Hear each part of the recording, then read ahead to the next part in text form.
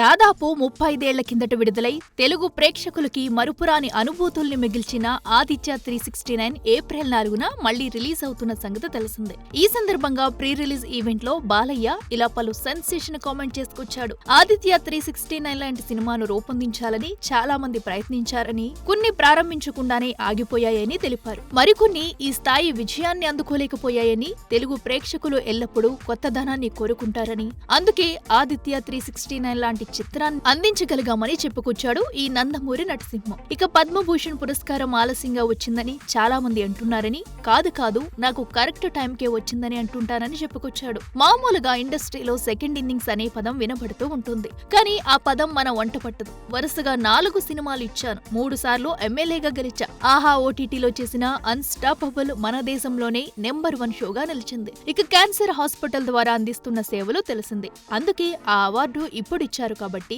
సరైన సమయానికే వచ్చిందంటాను అంటూ తన మనసులోని భావాల్ని ఇలా పంచుకున్నాడు. ఇక ఆదిత్య 369 కి సీక్వెల్ త్వరలోనే ప్రారంభమవుతుందని, ఎట్టి పరిస్థితుల్లో ఆగేది లేదని ఆదిత్య 999 పై డైరెక్టర్ గానే హింట్ ఇచ్చాడు మన Nandamuri Balayya. For more videos like this, subscribe Big TV channel.